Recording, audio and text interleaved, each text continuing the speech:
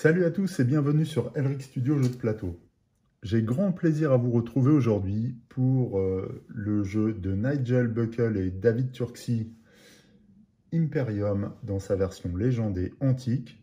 Un jeu de deck building, de civilisation et de stratégie, à la réputation quelque peu sulfureuse, notamment à cause de son livret de règles, mais néanmoins qui est un excellent jeu. Dans la présente vidéo, je vais vous proposer une partie qui oppose deux civilisations, deux nations, à savoir les Atlantes, voilà, peuple légendaire des îles grecques, issu de la boîte Légende, ainsi que les Vikings, donc nation éminemment fantasmagorique pour nombre d'entre nous, et qui ont pour point commun, pour les deux, leur rapport à l'océan. Un rapport étroit qui me semblait intéressant comme fil conducteur, sachant que les Atlantes ont plutôt une approche relativement pacifiste de leur développement, qu'ils basent sur la culture, le développement des technologies et des progrès, alors que les Vikings fondent leurs principes vitaux sur les raids et la razzia vis-à-vis d'autres peuples, tous les deux dépendant étroitement de leur relation avec la mer et les océans. L'autre lien qui m'a poussé à vous proposer une rencontre entre ces deux nations, c'est qu'elles sont originales l'une et l'autre, dans la mesure où les Vikings ne vont connaître qu'un seul âge, parce que vous verrez qu'il y a deux âges dans Imperium pour les civilisations, il y a l'âge barbare et l'âge empire. Or, les Vikings ne vont évoluer que dans un statut de barbare, alors que les Atlantes vont, dès le début de la partie, avoir le statut d'empire qu'ils devront conserver et permettre de survivre malgré les défis et les périls qu'ils vont rencontrer. Alors, je jouerai les Atlantes. C'est une première partie avec cette nation, donc le résultat n'est pas garanti. Et le bot jouera les Vikings. Voilà. La vidéo va se diviser en 3 chapitres. D'abord, une installation complète avec la constitution du marché, l'espace joueur humain et l'espace automa. Un deuxième chapitre qui présentera la partie en elle-même, bien sûr. Et enfin, une petite conclusion de fin. Voilà. On démarre tout de suite avec la mise en place. On débute cette mise en place par l'installation du marché.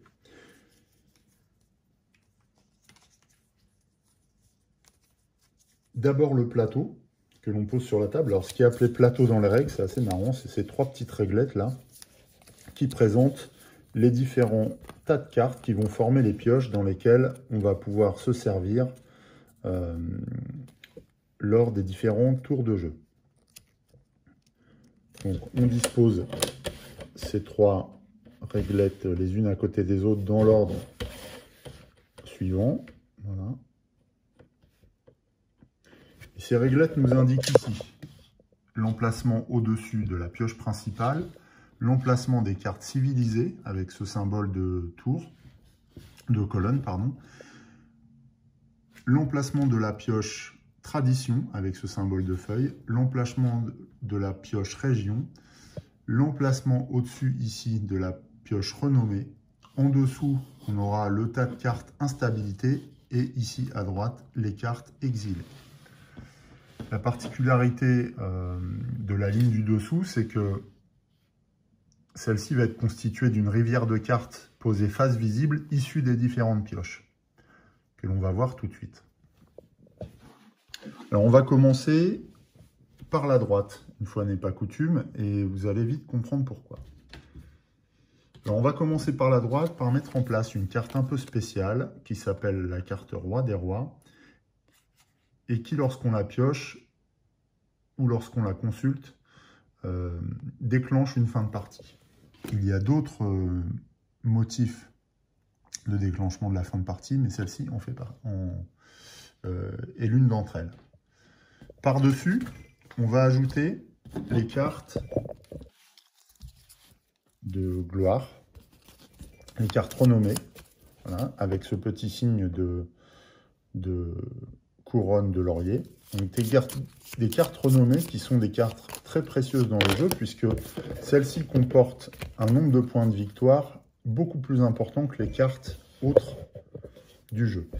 Or, le but du jeu pour chacune des nations, c'est de remporter un maximum de points de victoire pour gagner la partie. Et chose que nous vérifierons en fin de partie grâce à un décompte des points. Et donc, ces points sont indiqués en bas à droite sur l'ensemble des cartes du marché. Et des decks joueurs, d'ailleurs. Donc, voilà pour la première pioche renommée. On les pose horizontalement.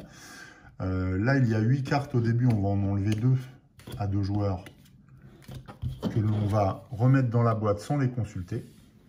Voilà. Ce qui va nous donner une pioche de 6 cartes. Cette pioche-là n'est pas révélée du tout. Il n'y a pas de carte révélée. À côté, on va mettre en place la pioche région ou lieu. Donc région, c'est avec ce symbole-là. Et donc là, il s'agit de zones géographiques que nous allons pouvoir récupérer, conquérir ou acquérir ou annexer ou sauver, et qui constitueront le territoire d'évolution de notre civilisation. Pour constituer la pioche région, on va prélever dans cet ensemble de cartes 6 cartes, 1, 2, 3, 4, 5, 6, que l'on va positionner au-dessus de la réglette. Et on va en révéler tout de suite une qui va du coup intégrer tout de suite le marché disponible à l'acquisition. On viendra sur son fonctionnement lors de la partie. Le reste des cartes est mis de côté pour l'instant. On va passer aux cartes tradition. De la même façon, les cartes tradition, d'ailleurs là vous pouvez voir les points de victoire qu'apporte chaque carte, hein, elles ont toute une valeur propre à chacune d'elles. Certains valent 2, certains valent 1 point de victoire, certains ont un point d'interrogation qui correspond à des conditions de victoire spécifiques. Certaines autres ont une étoile comme ça qui confère un certain nombre de points de victoire par rapport à d'autres éléments du jeu. Et ça, on verra ça au fur et à mesure aussi de la partie. Donc les cartes tradition, on va procéder de la même manière, on va les mélanger. Et on va en prélever 6 également, 6, que l'on va tout de suite positionner au-dessus de la réglette dans le marché. Et on va en révéler une. Voilà, là c'est le code juridique qui sera disponible tout de suite à l'achat. Le restant est mis avec les autres cartes restantes des régions de côté. Ensuite, on procède à la même chose avec les cartes civilisées, avec ce symbole de colonne. Donc les cartes civilisées se présentent de la même façon. Elles ont leur point de victoire, une action. Là, on voit qu'elles ont le symbole d'empire. Alors que les cartes tradition peuvent avoir le symbole barbare ou pas de symbole d'ailleurs. Mais on reviendra aussi sur les symboles pendant la partie, je ne vais pas trop m'attarder. En tout cas, les cartes civilisées peuvent être récupérées par une nation que lorsque on est en phase empire. De la même manière, on en prélève 6 à 2 joueurs, que l'on positionne au-dessus du marché. On en révèle une. Voilà, là c'est la métropole. Et le restant est mis de côté à cet endroit. Il nous reste les cartes vassales. avec le drapeau dans le rond bleu. Donc là, ce sont des peuplades que nous allons inféoder et qui vont nous accompagner, qui vont devenir nos alliés dans la partie. Ces cartes-là, on va tout de suite les mettre de côté. On ne va pas former de pioche spécifique. D'ailleurs, il n'y a pas ce symbole sur la partie droite du marché, mais sur la partie gauche, uniquement à côté des autres symboles. Donc ces cartes vassales, on va les mettre avec les cartes restantes et on va mélanger toutes les cartes restantes qui n'ont pas été utilisées du coup pour constituer les premières pioches en une pioche unique qui va porter le nom de pioche principale. Voilà, et qu'on va positionner à gauche des autres pioches. Alors, je vais bien les mélanger. Cette pioche principale, quand on l'épuise, constitue également une condition de fin de partie. C'est-à-dire que lorsque cette pioche est vide, la partie s'achève. C'est une deuxième condition de fin de partie. Et voilà. Donc là, j'ai mélangé. On va positionner les cartes comme ça. Alors pourquoi de manière parallèle à la réglette? C'est simplement parce que ici, on va révéler deux cartes et non une, issues de la pioche principale. Et là, notre marché est totalement constitué en matière de rivière de cartes. On a 5 cartes différentes, dont 2 proviennent directement de la pioche principale. À chaque fois qu'on prélèvera une carte dans une de ces pioches, on alimentera depuis les pioches respectives. Voilà. Et puis quand les pioches seront épuisées, à ce moment-là, il y aura un petit twist que l'on évoquera à ce moment-là. Il nous reste ensuite une pioche importante, enfin un tas de cartes importants, à savoir les cartes instabilité qui représentent les tensions issues de la rencontre de différents groupements humains à l'Antiquité, donc des tensions guerrières, économiques, culturelles, etc., qui surviennent dès que le facteur humain intervient. Donc cette pioche instabilité, donc déjà on remarque que ces cartes ont une valeur de moins 2 points de victoire, donc ce sont des malus en fait. Cette carte vient ici sous la flamme là, puisque les cartes instabilité ont cette même symbolique. Il faut savoir que aussi, on va installer une carte instabilité sous chaque carte tradition, civilisée ou vassale.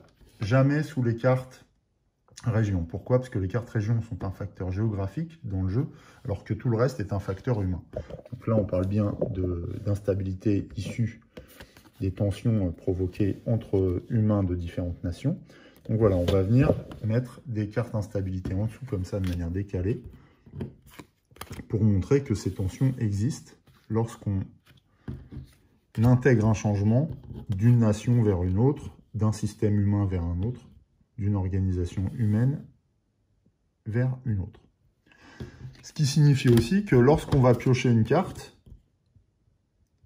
sous laquelle se situe une carte instabilité, on récupérera la carte instabilité en même temps, ce qui veut dire qu'on prendra ce malus dont il faudra se débarrasser au fur et à mesure de la partie.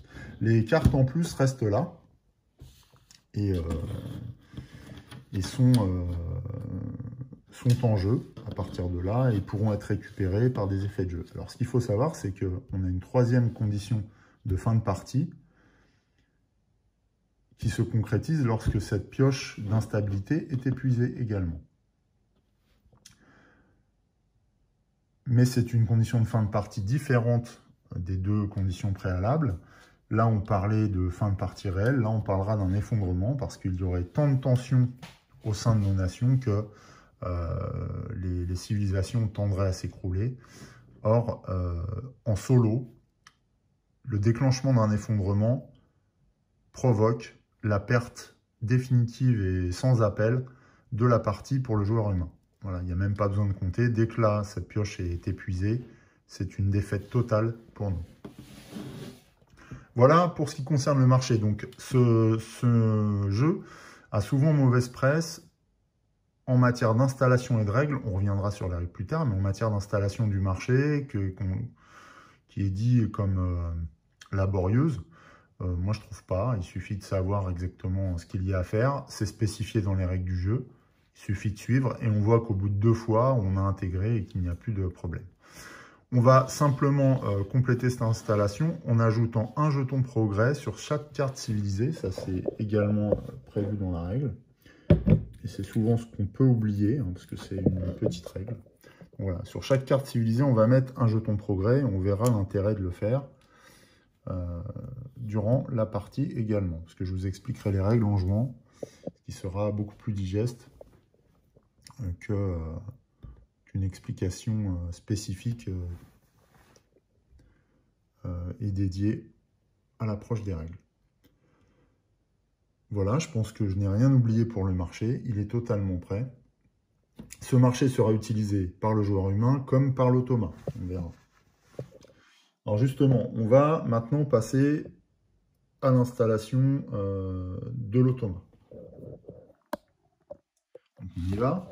Première chose, donc je vous disais que l'automa là va être constitué de la nation viking. Donc désormais je dirais viking et pas automa. Donc on prend le deck propre à cette civilisation, puisque ce jeu est asymétrique et que chaque civilisation a un deck spécifique, et on va prendre aussi le ou les tableaux de la civilisation. Dans le cas des Vikings, on a un tableau uniquement pour le statut barbare, avec ce symbole de hache là, simplement parce que les Vikings ne se constituent pas en empire.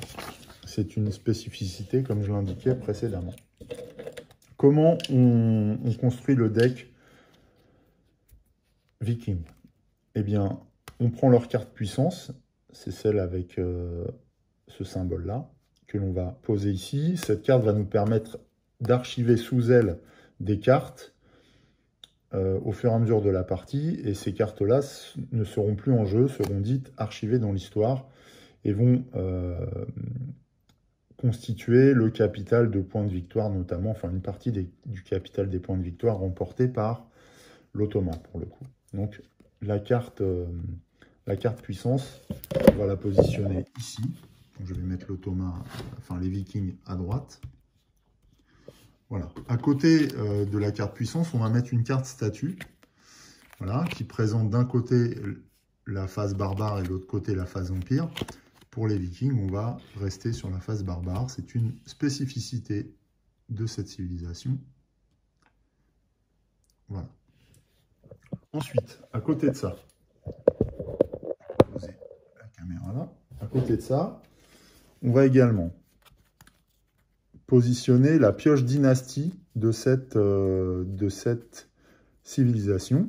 Alors la pioche dynastie est constituée pour les Vikings de la carte avènement, avec ce rond là. En fait, c'est une lune pleine ou un soleil que l'on va mettre au fond de la pioche.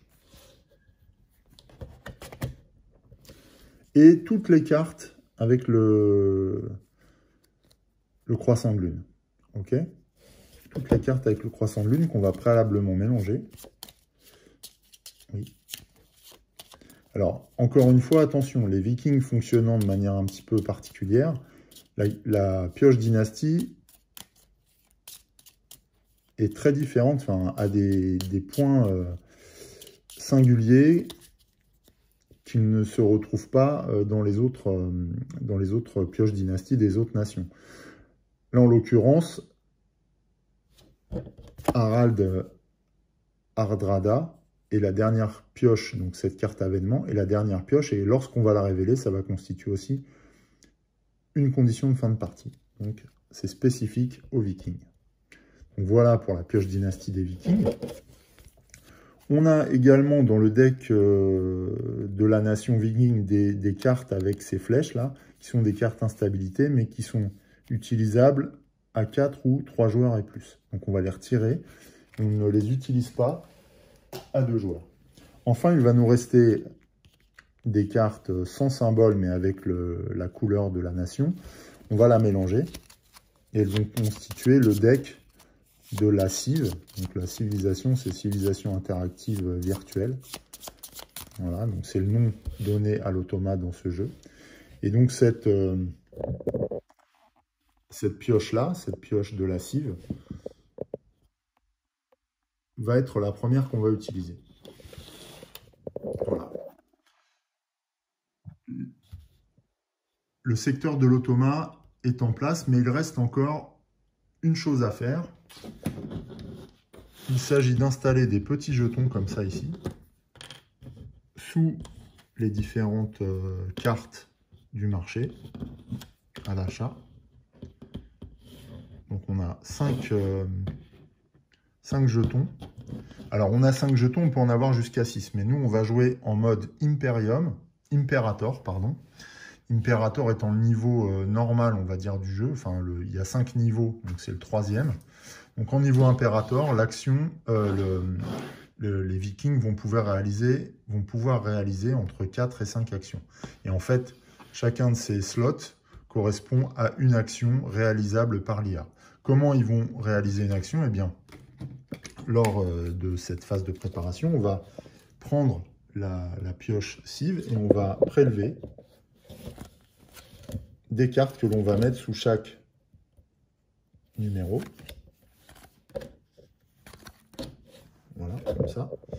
Et autour de l'automa, on viendra retourner ces cartes et réaliser les actions qui seront indiquées dessus en se référant au tableau des Vikings. Et vous allez voir que l'automa fonctionne extrêmement bien et s'avère extrêmement redoutable, notamment en ce qui concerne les Vikings. Voilà, donc c'est un autre point sur lequel je voulais souligner que le jeu n'a pas forcément bonne réputation pour la fluidité de ses règles. Vous allez voir en jouant que les règles sont plutôt fluides au contraire et que l'automa se gère absolument de manière simple et efficace et en même temps très très percutante quand il agit. Cette fois, l'installation du marché et des Vikings est totalement achevée. On va passer à l'installation du joueur humain, donc des Atlantes. Alors, l'installation de l'espace du joueur humain est assez similaire finalement à n'importe quelle civilisation, que ce soit celle utilisée par l'automa ou par un joueur en multijoueur. Alors, là, dans le cas présent, on utilise les Atlantes, donc forcément, il y a quelques petites originalités, puisque les Atlantes, de manière symétrique aux Vikings, eh bien, enfin asymétrique justement, par antithèse, eux ne sont jamais en statut barbare, mais vont se retrouver en statut empire directement au début de la partie.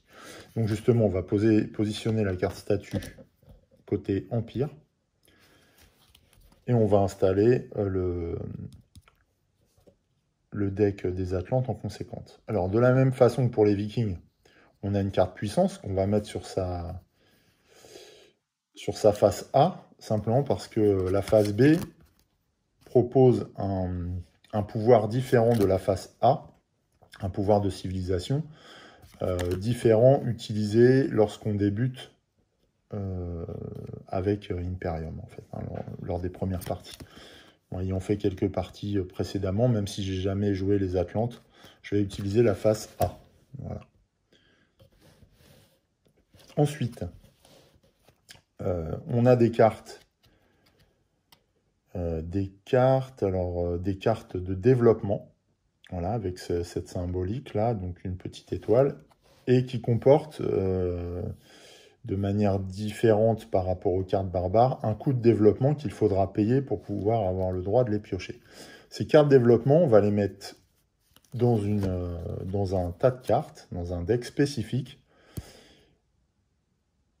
face visible, puisque celles-ci seront consultables au moment de pouvoir les acheter, donc, puisqu'il y a un coût de développement, seront consultables par le joueur, donc par nous, et on pourra choisir celle qui nous convient dans ce deck au choix. Voilà. Alors, si, un peu comme pour les Vikings avec leur pioche dynastie, si on épuise cette pioche développement, eh bien, c'est une condition de fin de partie aussi. Donc, cette pioche, on va la mettre ici, plutôt, voilà, comme ça en décalé, à cet endroit. Ensuite, comme pour les Vikings, on a des cartes sans symbole, mais avec la couleur des Atlantes, le bleu ciel, là.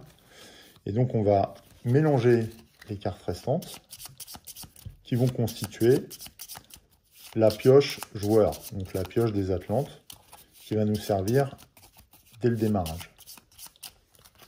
Et donc, de cette pioche, on va extraire 5 cartes qui vont constituer notre main de départ. 1, 2, 3, 4, 5. Donc, bien sûr, on va pouvoir en prendre connaissance. On va regarder ça ensuite. Et la pioche, le restant de la pioche est mis sous le tas à développement. Et à cet endroit se trouvera notre défausse. Voilà. En dessous, on viendra positionner notre tableau de cartes. Il y a un dé sur la table. On va voir à quoi il sert. Il sert à permettre aux Vikings d'agir. On va le mettre avec eux pour l'instant. Je vais d'ailleurs sortir la tour à dés, voilà, qui va nous servir également à lancer le dé. Il nous reste simplement à attribuer les ressources de départ, parce que ce jeu est non seulement un jeu de civilisation, de stratégie, mais également un jeu de gestion de ressources. Et donc on va simplement attribuer les ressources de départ aux Atlantes, sachant que les Vikings, dans la mesure où c'est l'Automa qui va jouer, ne possèdent pas de ressources de départ, aucune. En ce qui concerne le joueur humain, on a au début 3 jetons matériaux. Voilà, donc qui servent pour les constructions, qu'on va mettre ici. Nous avons également 2 jetons population. Voilà, ce symbole-là. Et enfin, ah, là, je me suis trompé, ça c'est un jeton de 5. Voilà. Et enfin, un jeton progrès, comme ceux qu'on a mis sur les cartes du marché. Alors ces jetons progrès ont la fonction de bloquer les cartes du marché, on verra dans quelles circonstances, et représentent également une ressource plus des points de victoire en fin de partie. Voilà, donc ce sont des jetons très importants. On en a un au début, parce qu'on peut en perdre ou en gagner, ou en dépenser dans la partie.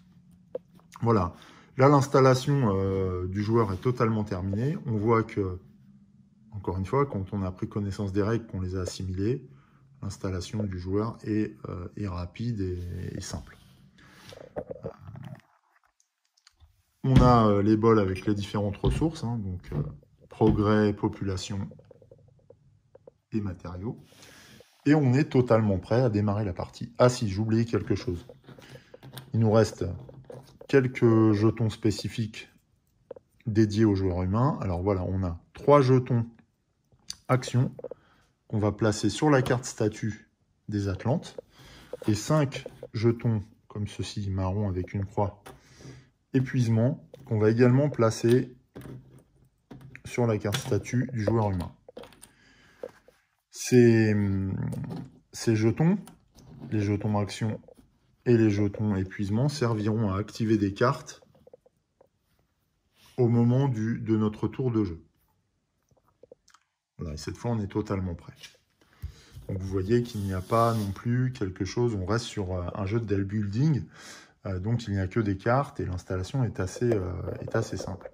Alors à cet endroit, on peut rajouter, moi je mets une carte unique dans le jeu, qui est la carte Solstice, qui indique, qui sert de carte mémoire en fait, pour nous rappeler qu'il y a une phase Solstice qui intervient à la fin de chaque manche, à savoir après le tour du joueur humain et le tour de l'Automa.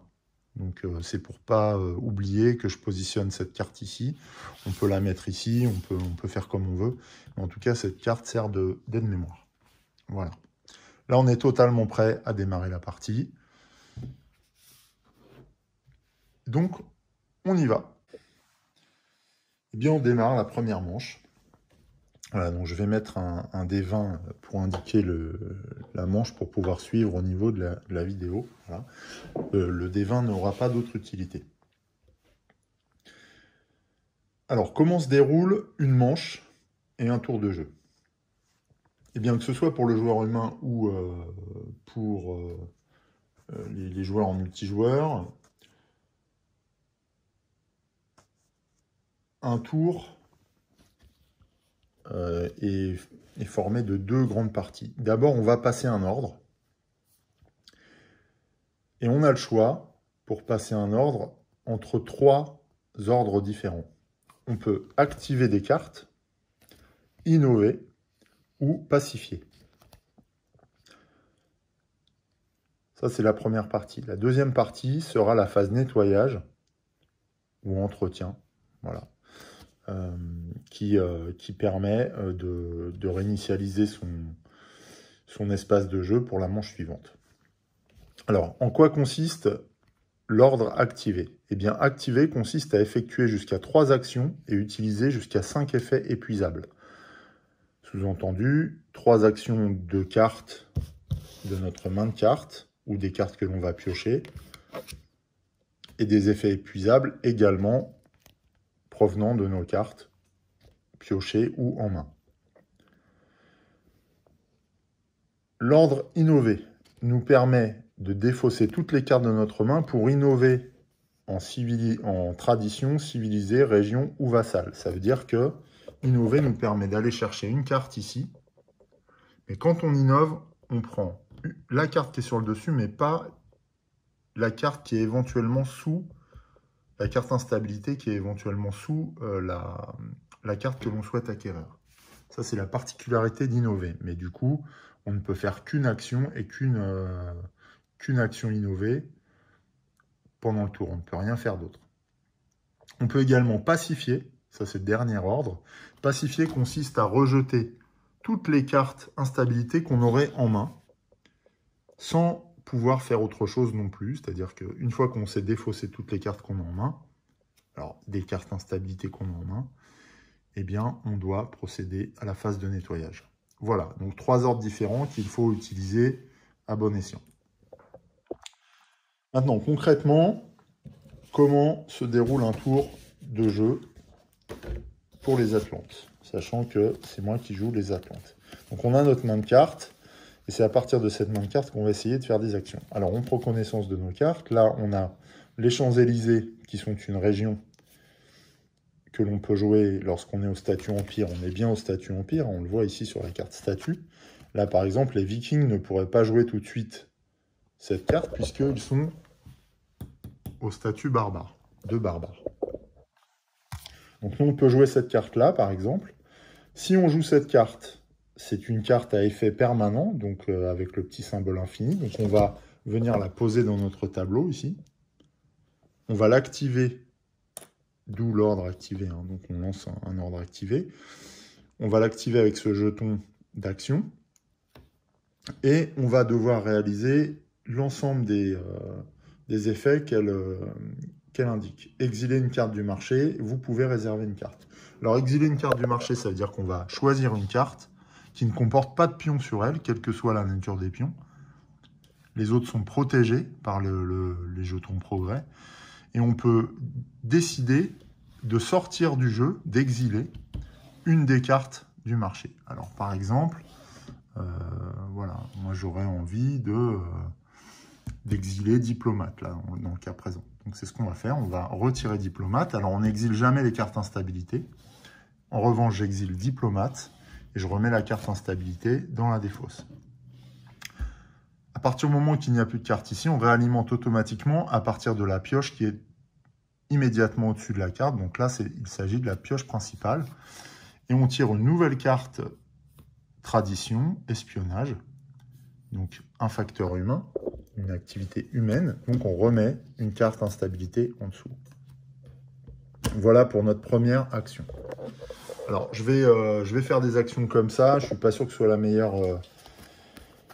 les meilleures options au démarrage, mais ça permet de vous expliquer le fonctionnement du jeu. De toute façon, je suis en train de regarder ce que j'ai dans mes mains et à la limite, c'est pas mal. Alors, il y a aussi l'option réserver une carte, comme effet de cette carte-là. Réserver une carte nous permet de mettre une carte en dessous, en garnison, ce qui nous permet de trier notre deck ici et de limiter, enfin d'accélérer la rotation de celui-ci. Donc ça peut être utile. Alors on verra que mettre une carte en garnison ou la réserver, comme il est dit sur la carte, ça empêche d'utiliser ces effets, mais par contre, les points de victoire, qu'ils soient positifs ou négatifs, sont comptabilisés en fin de partie. Donc là, on va mettre une carte instabilité pour pas qu'elle nous pollue trop, mais ça comporte un risque. Voilà, parce que si jamais on est amené à repiocher cette carte ou à la défausser, eh bien, on devra la défausser avec la carte qui est mise en réserve dessous. Donc ça, c'est la première action, hein, puisque il s'agit des effets de la carte Champs-Élysées. Alors, il y a des petits icônes sur la carte, je vous en reparlerai plus tard. Ensuite, on a, dans les mains, on a les Hespérides, donc une autre région, que l'on pourrait jouer. Si on joue les Hespérides, donc qui est une région légendaire, eh bien, on peut gagner un matériau, on doit exiler une carte et on peut réserver une carte. On n'est pas obligé de le faire. Donc, je vais jouer cette carte. Alors, c'est une carte à effet permanent. Donc, on va également l'installer sur notre tableau. Hein. On va l'activer avec ce jeton d'action. Donc, on gagne un matériau. Voilà. Ah non, ça c'est 5. Voilà, un matériau, on est à 4.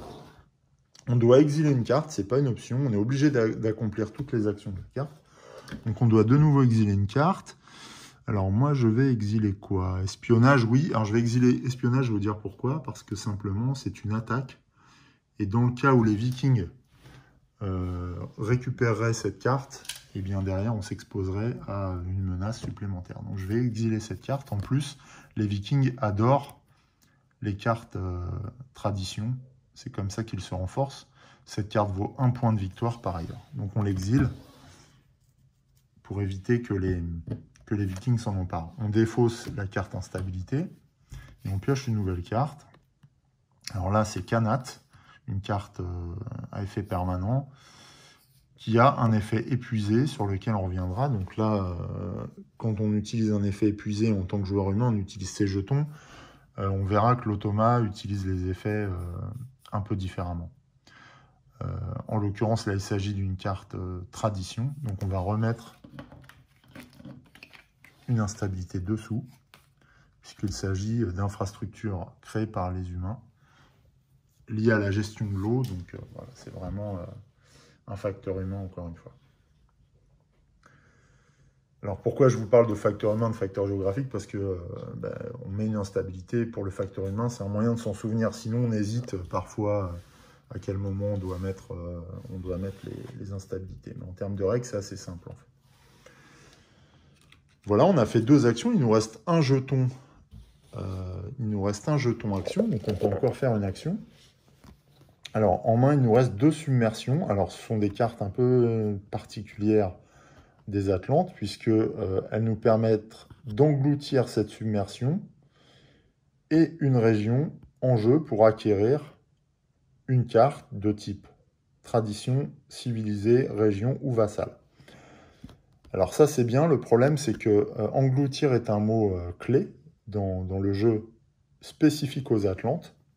Et si on engloutit une carte, ça veut dire que si on la met sous la carte des Atlantes, elle sort du jeu. Donc engloutir une carte implique qu'on ne puisse plus la récupérer. Alors éventuellement, on pourrait engloutir les Champs-Élysées, mais là, le problème, c'est comme j'ai mis une carte instabilité en dessous, j'engloutirai tout de suite les Champs-Élysées et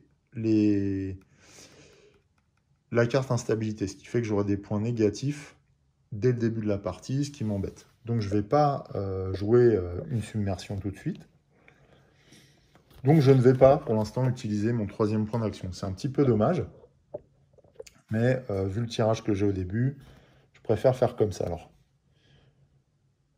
l'ordre activé étant accompli, puisque je renonce à jouer ma 3e action. On n'a pas d'effet épuisement sur nos cartes. On n'a pas d'effet épuisé sur nos cartes, donc on ne va pas utiliser les jetons d'épuisement. Donc il nous reste à passer à la phase nettoyage. La phase nettoyage, elle est simple. D'abord, on va devoir poser un jeton progrès sur une des cartes du marché. Donc là, il faut le faire astucieusement pour que cette action nous serve, soit à retenir une carte qu'on souhaiterait récupérer, soit à écarter une carte qu'on souhaiterait exiler, ou qu'on souhaite ne pas voir dans les mains des Vikings. Alors, il faut voir que l'automa va faire un peu comme nous. Il va récupérer des cartes par une acquisition ou une innovation, mais il va aussi en exiler. Donc, si je pose le jeton sur Kanat, par exemple, il ne pourra plus exiler cette carte. On verra que dès qu'il y a un jeton, autant pour le joueur humain que pour l'automa, la carte n'est plus éligible pour être exilée. Donc je ne vais pas la poser sur Kanat, puisque Kanat est une carte à forte valeur pour l'automa, puisque quand il y a une étoile comme ça, l'automa gagne 5 points de victoire s'il récupère cette carte. Donc je vais la mettre plutôt sur Code juridique, parce que Code juridique vaut 1, c'est une carte civilisée aussi, avec un effet permanent. Et moi, son effet épuisé m'intéresse, piocher une carte. Donc je veux protéger Code juridique contre l'exil. Donc je pose un jeton dessus. Voilà. Voilà à quoi sert cette première étape du nettoyage. Deuxième étape du nettoyage, on retire tous les pions utilisés, quels qu'ils soient, sur les cartes de notre espace. Donc, qu'il s'agisse des pions action ou des pions d'épuisement. Là, on n'avait pas utilisé de pions d'épuisement. On doit tout remettre sur la carte statut. Enfin, on se défausse du nombre de cartes que l'on veut. Alors, là, on a joué des cartes à effet permanent, donc celles-ci restent en jeu. Mais par contre, les cartes qu'on n'a pas utilisées en main, ou alors des cartes qui auront un effet instantané, on peut les défausser. On peut également en conserver une ou deux dans les mains si on le souhaite. Moi, là, je ne le souhaite pas. Donc, je mets ces cartes dans la défausse. Enfin, on reconstitue sa main à hauteur de sa limite de main. En début de partie, on est à 5 en limite de main. Donc, je reprends 5 cartes depuis la pioche. 4 et 5. On voit qu'il reste une carte dans la pioche. J'ai fait tourner mon deck déjà pas mal. Puis là, on regardera au prochain tour ce qui va nous servir à jouer à la manche 2. Je vais mettre la carte solstice dessus pour penser à jouer le solstice. Et ainsi s'achève le tour du joueur humain. Donc vous voyez, déjà une grande fluidité. Alors c'est vrai que connaître les règles à ce jeu est indispensable parce que les mécanismes ne sont pas si compliqués que ça, mais il faut les connaître parce que ce jeu revisite totalement le fonctionnement d'un deck building et l'enrichit avec du jeu de stratégie. Donc ça transforme un petit peu nos habitudes. Et donc on ne se limite pas seulement à faire circuler les cartes, mais on a vraiment une gestion de tableau ici, une gestion de marché, de ressources. Donc voilà, ça densifie pas mal le jeu.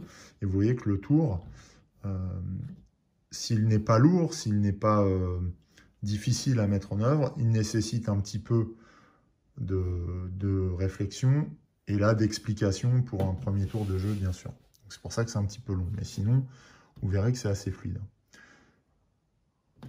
Maintenant que les Atlantes ont fini leur tour, on passe aux Vikings. Comment se passe le tour du bot? Eh bien, on va récupérer, on va mettre devant nous le tableau. Le tableau correspond aux effets de cartes en fonction des icônes qui vont apparaître sur les cartes. Et comment utilise-t-on cette rivière de cartes là qui constitue finalement en quelque sorte la main des Vikings, les cartes en main des Vikings? Eh bien, on va lancer un dé et on va regarder le résultat du dé et on va poser le dé sur le numéro qui correspond à son résultat. De ce fait, cette action numéro 2 est bloquée pour ce tour, ce qui signifie que les Vikings vont jouer la carte 1, 3, 4 et 5. Donc, à ce tour, ils feront 4 actions et non 5. Il arrive parfois qu'on obtienne un 6 sur le dé. Dans ces cas-là, lorsqu'on obtient un 6, il n'y a pas de slot numéro 6, donc on met le dé à côté. Et l'automa réalise 5 actions au lieu de 4. Donc ça nous est défavorable, bien sûr. Mais là, ce n'est pas le cas, on a obtenu un 2. Donc voilà que la carte numéro 2 est bloquée. Ensuite, donc ça c'est pour déterminer le nombre d'actions de l'automa. Ensuite, eh bien c'est simple, on va suivre le tableau en regardant, en se référant aux cartes qu'on va révéler une à une et pour lesquelles on va appliquer l'ensemble des effets indiqués dans le tableau. Donc première carte, allons-y. C'est une instabilité. Alors ces tableaux sont ceux qu'on trouve sur Board Game Geek ou sur d'autres sites, type Trick Track. Et ils indiquent que une carte instabilité, donc avec ce schéma de flamme là, on renvoie la carte dans la pioche des instabilités. Donc en fait là, le bot gère les tensions internes d'une manière ou d'une autre et se débarrasse de cette carte. Donc il économise 2 points de victoire au passage. Voilà. Le slot nul, donc voilà sa première action. Deuxième slot, bloqué, donc on ne la fait pas. Troisième carte. Joms Viking. Donc c'est une carte avec le symbole épée, barbare et c'est tout. Donc il y a 2 symboles. Alors pour appliquer l'effet de cette carte, vous allez me dire, bah oui, mais dans le tableau, il y a 2 symboles. Donc quel est le symbole qui correspond à l'action à utiliser? Eh bien c'est simple, on va regarder dans l'ordre du tableau le premier symbole qui apparaît et qui figure sur la carte. Là en l'occurrence, dans le tableau, c'est l'épée qui apparaît en premier, donc c'est une attaque. Donc c'est cet effet qui s'applique. Si dans le tableau on avait eu la hache en premier, avant l'épée, eh bien on aurait appliqué l'effet de la hache. Là c'est pas le cas, donc on applique l'attaque. Et donc on regarde ce qui est écrit. Donc là c'est Joms Viking. Si possible, voler 2 matériaux. Donc voler 2 matériaux à l'adversaire ou aux adversaires, à qui on veut. Là, en l'occurrence, je suis le seul adversaire, donc c'est à moi qui me vole 2 matériaux. Et donc, ils les récupèrent. Voilà. Ils font une descente. Les Vikings sont connus pour faire ces raids-là, donc s'emparent de richesses lors d'un raid. Si possible, dépenser une population. Ils n'ont pas de jetons population pour le moment, donc ils ne réalisent pas ça. Pour acquérir une carte vassale ou une carte région. Là, ils n'ont pas ces populations, donc ne peuvent pas envahir ou annexer cette zone. Et vous défaussez une carte. Alors là, vous voyez que l'ordre est indiqué en gras, et en fait, quand il y a une indication notée en gras, elle concerne le joueur humain. Donc là, défausser une carte s'applique à nous. Donc on va choisir dans notre main, c'est pas au hasard, là, vous défaussez une carte, ça veut dire que on prend une carte de notre main, donc ces cartes étant en face visible, on peut sélectionner la carte qu'on souhaite défausser. Et je vais défausser une instabilité. Voilà. Que je vais remettre dans ma défausse. Ce qui veut dire qu'au tour prochain, j'aurai que 4 cartes sur moi, dans ma main. D'où la pénalité un petit peu et la résultante de l'attaque des Vikings. Voilà, c'était l'action numéro 3 des Vikings. Je mets cette carte dans leur défausse. Action numéro 4, Halting ou Halting. C'est de nouveau une attaque. Donc on connaît le tarif.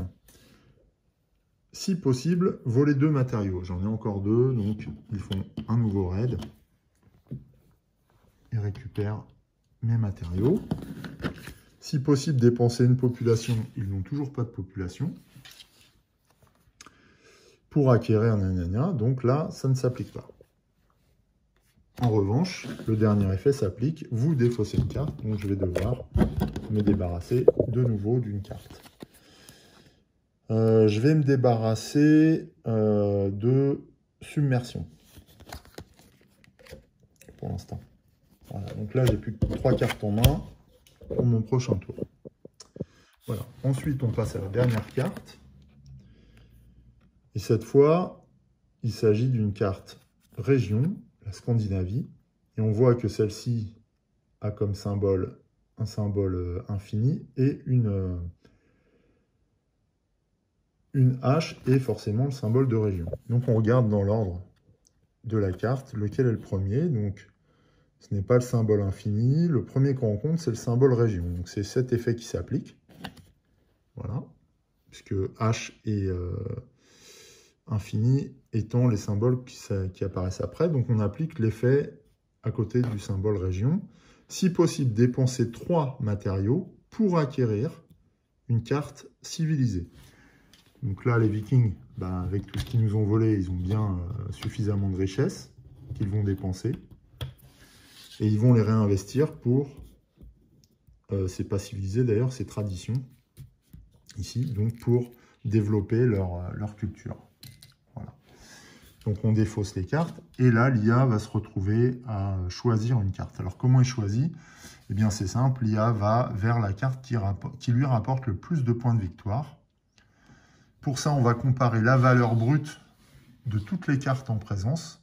Et s'il y a égalité entre 2 cartes éligibles, en l'occurrence là, on a 2 cartes tradition présentes, donc celle-ci, les Khanat et code juridique. On va regarder la valeur, donc Khanat a une étoile, ce qui correspond à 5 pour les Vikings, alors que code juridique vaut 1. Donc là, en l'occurrence, les Vikings vont acquérir Khanat. Dans la mesure où ils acquièrent et qu'ils n'innovent pas, ils vont récupérer également la carte instabilité qui est en dessous. Et quand les Vikings acquièrent des cartes, ils les mettent sur leur pioche Civ, ici. Ils ne les mettent pas dans leur défausse. Donc ça, c'était le premier effet de la carte Scandinavie.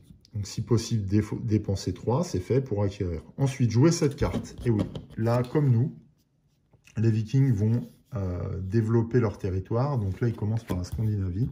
On va poser la carte à effet permanent, la carte région, dans leur tableau de cartes, de manière identique à la nôtre. Voilà. Et enfin, exiler une carte du marché. Alors, avant ça, on va remplacer le trou. Donc là, c'est une carte région, donc on ne met pas de carte instabilité dessous. Et ils vont exiler une carte du marché. Alors, quelles sont les cartes exilées par les Vikings, par l'Automa? Eh bien, ce sont les cartes éligibles. Les cartes éligibles sont celles qui n'ont pas de pion sur elles. Et l'Automa pioche, enfin, exile la carte située au-dessus du plus petit chiffre. Donc là, en l'occurrence, elle va exiler les Landes. La Lande, donc cette région, pour ne pas me permettre de la récupérer. Voilà. On va réalimenter tout de suite le marché. Donc là, on tire une carte vassale, les Étrusques, qui vaut 3 points de victoire. Donc une carte vassale avec ce symbole-là de drapeau, ici, de fanion. Puisque c'est une carte vassale, on va ajouter une carte instabilité dessous. Alors là, c'est une carte instabilité. Pourquoi c'est une carte instabilité des Vikings? Ah oui, parce qu'au premier tour, ils en ont rejeté une dans la pioche. Donc c'est normal. Ok. Donc voilà. Après, les cartes instabilité circulent dans les différents decks. On peut en récupérer aussi. Voilà. Et cette fois, la Civ, donc les Vikings, ont fini toutes leurs actions. Une fois qu'ils ont terminé leurs actions, on passe à la phase entretien, nettoyage, un petit peu comme nous. Donc la Civ, de la même manière, va mettre un pion, un jeton progrès sur une carte. Et en fait, il ne va pas s'embêter. Les Vikings vont protéger les Étrusques, là, parce que ça les intéresse de les asservir. Et donc, vont les protéger de l'exil. En fait, ils posent leur pion au-dessus de la carte bloquée ce tour. Quand il n'y a pas de carte bloquée, donc quand on a obtenu un 6, on ne protège pas de carte, on ne pose pas de jeton progrès dessus. Ensuite, on enlève le dé et on décale la carte restante sous le slot numéro 1. Et enfin, on alimente, sans révéler les cartes, la main des Vikings. Voilà. Pour les préparer pour la seconde manche. Voilà. Il leur reste 2 cartes dans la pioche. Voilà. Ainsi, le tour des Vikings est terminé. Et on peut passer à la fin de la manche, à savoir à la phase solstice. Alors, la phase solstice, c'est simple. Elle consiste à appliquer les effets des cartes les effets solstice présents sur nos cartes. Alors par exemple, s'il y a un effet solstice sur notre carte puissance, on peut l'appliquer à ce moment-là. S'il y a un effet solstice sur une des cartes situées au-dessus dans les tableaux, on peut les appliquer. Là, en l'occurrence, j'ai aucun effet solstice, donc la phase solstice prend fin. Donc, je repose la carte ici, et on va pouvoir passer à la deuxième manche. Voilà. Voilà, donc pendant cette première manche, j'ai délibérément choisi d'insister sur les mécanismes. Maintenant, on va jouer de manière un peu plus thématique, hein, parce que c'est vrai que là, je voulais vous montrer comment fonctionne le jeu, mais au fur et à mesure, on va se libérer un petit peu des mécanismes qui sont toujours les mêmes, pour rentrer un peu plus dans la thématique et les actions, l'interprétation des actions des Atlantes et des Vikings, bien sûr. Ce qui va être quand même plus intéressant et plus amusant aussi. Voilà. On ne va pas rester sur une approche strictement mécanique du jeu. En tout cas, voilà, on passe à la deuxième manche. Eh bien, on redémarre la deuxième manche. Alors, on va voir ce qu'il nous reste en main après les différentes attaques des Vikings, qui sont une peuplade très très conquérante, on le voit. Alors, il nous reste 3 cartes. On a Thulé, donc une région qui nous permet de gagner de la population notamment. Prospérité, tous les joueurs peuvent piocher une carte et choisir de gagner un matériau par bourse de grains, là, ou gagner une population par région que vous avez en jeu. Sinon, on a Flotte Atlante, alors c'est une attaque. Et une action gratuite, choisir, engloutissez une carte de votre défausse et voler un point de victoire à chaque joueur, ou innover en tradition civilisée, région ou vassale. Alors ça, c'est pas mal, sauf que cette carte-là, elle ne va servir qu'une fois si on l'engloutit tout de suite. Alors la différence entre engloutir et archiver dans l'histoire, c'est que les cartes englouties ne rapportent pas 2 points quand elles doivent être archivées dans l'histoire. C'est un peu particulier, il y a une petite nuance, mais bon, on verra ça au fur et à mesure de la partie. Mais c'est vrai qu'il y a une petite nuance, et du coup, c'est ce qui différencie l'action engloutir à archiver dans l'histoire. Bon, là, je le signale au passage, mais c'est pas forcément grave. Alors, si on engloutit cette carte, autant le faire pour quelque chose qui nous apporte tout au long de la partie. Et devant nous, on a Service Civil. Service Civil qui a un effet passif. Augmenter de 1 la taille de votre main. Et Solstice, gagner 2 matériaux. Celle-là, je me dis qu'elle vaudrait le coup. On a aussi Métropole qui nous permet au solstice de choisir de gagner une population ou un matériau, ou piocher une carte. Donc là, des effets durables. Code juridique qui n'est pas une carte empire, mais que l'on peut jouer, qui nous permet de piocher une carte quand on l'épuise. Donc ça, c'est intéressant aussi. Après, bien sûr, on a la région. Par contre, les Étrusques, on ne peut pas les récupérer puisque c'est une carte qui fonctionne avec le statut barbare. Donc on a l'interdiction de l'utiliser.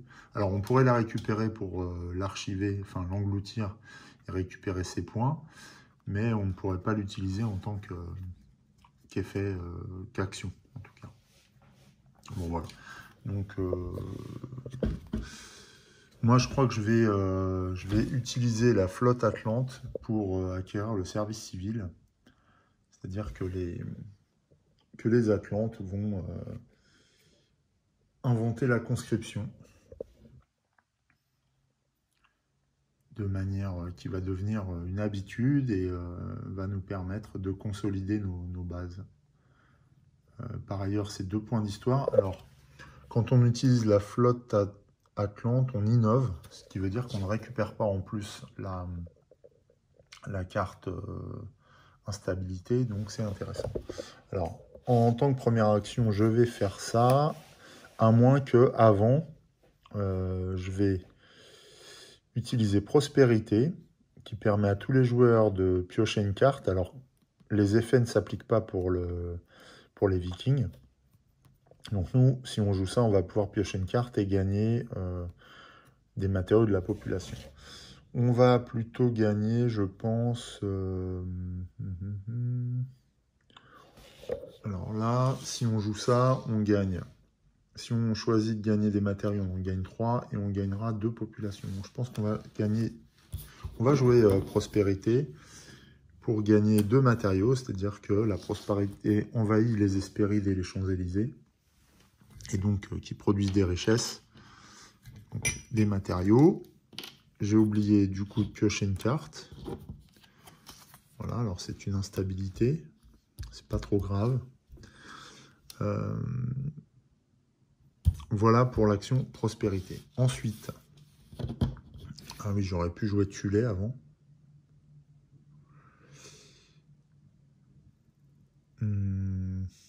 Tulé qui m'aurait obligé de défausser une carte, d'exiler une carte que je n'ai pas envie de faire. Donc je ne vais pas jouer Tulé pour le moment. Je vais la conserver pour exiler une carte qui m'arrangerait plus tard. Et je vais jouer pour l'instant Flotte Atlante. J'utilise un deuxième point d'action. Ah ben non, c'est une action gratuite. Donc je n'ai pas besoin d'utiliser de point d'action. Voilà. Donc je peux choisir entre engloutisser une carte de votre défausse et voler un point de victoire. Seulement pour le moment, enfin un jeton progrès. Pour le moment, les Vikings n'ont pas jeton progrès, donc ça ne m'intéresse pas. Ou innover dans l'un de ces 4 domaines et engloutisser Flotte Atlante. C'est plutôt ce qu'on va faire. On va innover en service civil, ce qui fait qu'on va récupérer le jeton progrès du dessus. On va récupérer service civil que l'on va garder dans notre main. Voilà. Et on va engloutir Flotte Atlante. C'est-à-dire qu'on ne pourra plus l'utiliser. On la met sous la carte puissance. Et on n'en parle plus. En main, il nous reste tout ça. Alors, on va jouer service civil pour augmenter la taille de notre main. Puisqu'on la joue, eh bien, on dépense un pion action. Et donc, la carte service civil a un effet solstice que nous pourrons exploiter. Ensuite, il nous reste 2 cartes, soit Tulé, soit l'instabilité. On peut tout à fait payer une population pour se débarrasser d'une instabilité. C'est ce qu'on va faire parce qu'avec Tulé, on pourra récupérer cette population. Donc voilà, je vais essayer de stabiliser un petit peu la situation. Donc je dépense une population et je défausse tout de suite. Instabilité. Alors j'aurais pu aussi défausser 2 cartes, mais là il ne m'en reste qu'une. Ou 3 matériaux. Voilà, donc je renvoie cette carte dans la pile des instabilités qu'il faut surveiller hein, parce qu'on n'a pas énormément de cartes. Et donc attention à l'effondrement. Dans la mesure où là la carte a été achetée, on va réalimenter cette zone. Ce sont les 4 fractaires, une carte d'attaque, Empire également. Cette carte peut nous intéresser puisqu'elle permet de provoquer l'abandon d'une région par un autre joueur et nous permet d'acquérir une région ou un vassal. On peut également réserver 4 fractaires sous une région pour déclencher l'effet de jeu de cette région. Donc bonne carte, intéressante pour nous face aux Vikings qui ont tendance à s'étaler un petit peu, à conquérir des territoires. Et donc, eh bien, c'est une carte qu'on va protéger quand ce sera notre tour. Alors, il nous reste une carte, mais il ne nous reste plus de points d'action puisqu'on l'a utilisé pour défausser instabilité. J'avais oublié de le noter. Donc, il ne nous reste qu'une carte, Tulé. Notre tour est fini. Est-ce que nous avons des effets épuisés? Oui, épuisé. Quand une carte est engloutie, épuisez Atlante pour récupérer une carte de votre défausse et la placer au-dessus de votre deck. Là, on n'a plus de cartes dans notre deck. Est-ce qu'on veut récupérer une carte de notre défausse? on va voir. Je crois que dans notre défausse, il nous reste une instabilité et 3 submersions.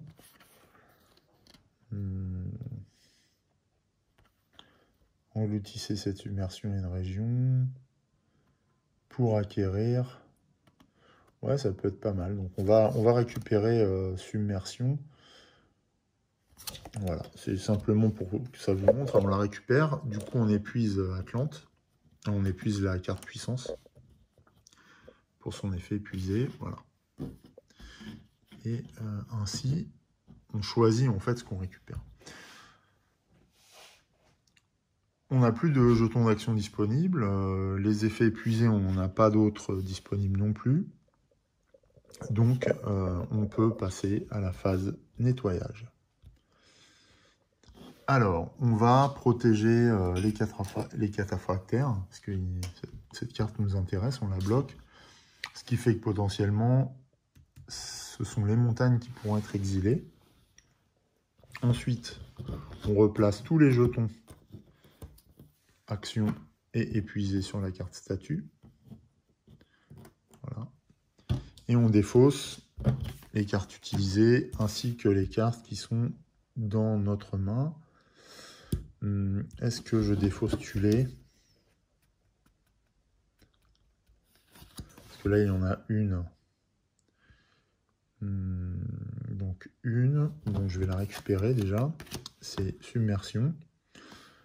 Je n'ai plus de carte dans ma défausse. Donc pour compléter, je vais avoir le droit d'acquérir une carte dans la zone de développement. Alors voyons ce que nous pouvons acquérir avec 3 matériaux et une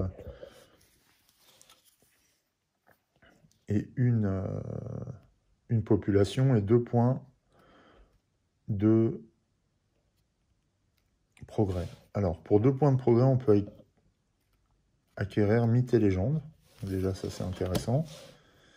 Ça c'est 2 populations, on n'en a qu'une. 5 jetons matériaux pour immense richesse, on ne peut pas. 4 matériaux non plus. 4 matériaux de 2 populations, on ne peut pas. 5 matériaux non plus. 3, 2 et 1 pour palais de Poséidon, pour le moment c'est non. Par contre, Cléto, alors Cléto, choisir, acquérir, ou si le palais Poséidon est en jeu, innover 2 fois. Celle-là, elle est pas mal, Cléto.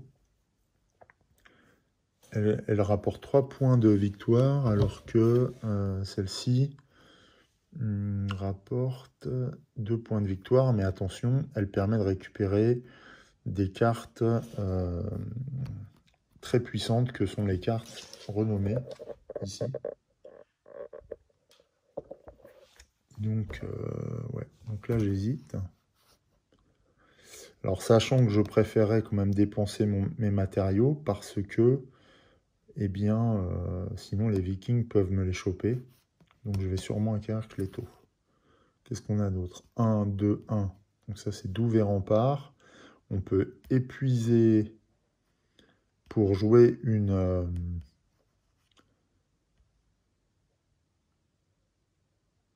D'accord. Épuiser pour jouer une instabilité en action gratuite, ce qui ne veut pas dire qu'on ne paye pas son coût, mais par contre, on ne dépense pas de jetons action.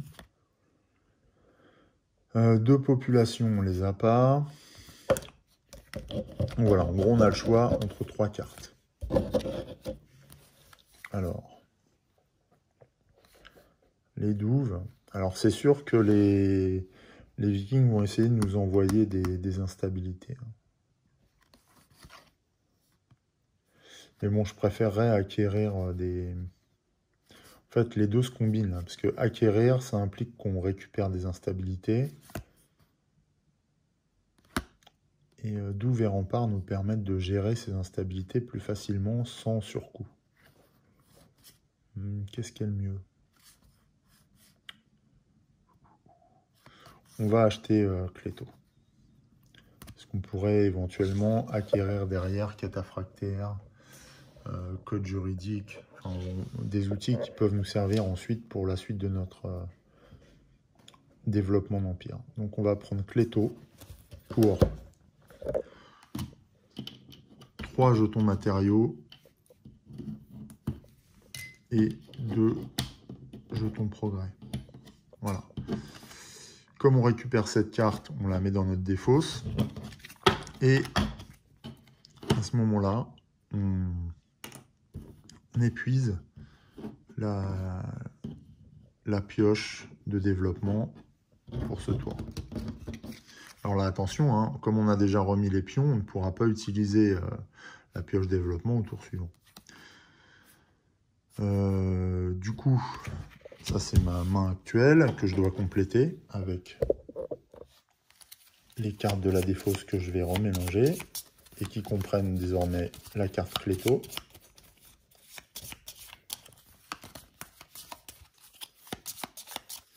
Voilà, et donc, par cet effet de carte service civil, j'augmente la taille de 1 de ma main. Donc on passe de 5 cartes à 6 cartes. Là on en a 2.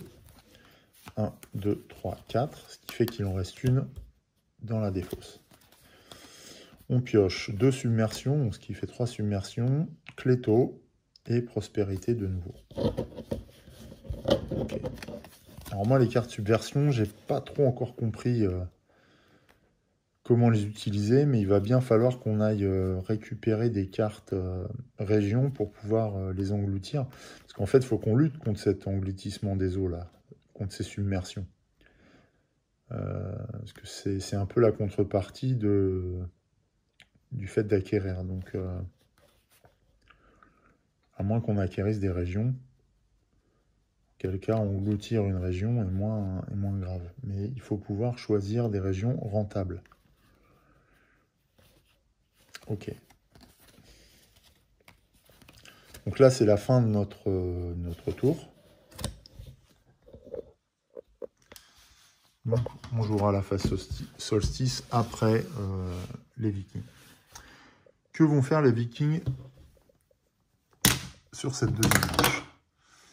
Eh bien déjà, ils obtiennent un 5, ce qui veut dire que la carte numéro 5 est bloquée. Donc ils vont commencer par l'action numéro 1, qui consiste en Godja, avec ce symbole de hache là.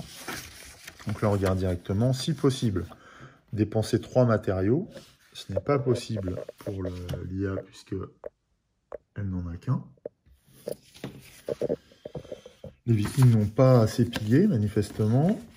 Sinon, placer les 2 premières cartes du deck Civ dans la défausse et gagner un matériau et une population. Placer les 2 cartes dans la défausse et gagner une population et un matériau. Voilà. Voilà pour Godja. C'est une carte à effet immédiat, donc on la met dans la défausse. Deuxième action des Vikings. C'est une carte instabilité, ils pacifient dans leur rang. Hein. Les chefs ont parlé, tout se calme. Et ensuite, on retrouve le Khanat qu'ils ont acquis tout à l'heure. Alors, Khanat est une carte tradition avec le symbole infini. Donc, on regarde le premier dans la liste et c'est la carte tradition qui apparaît.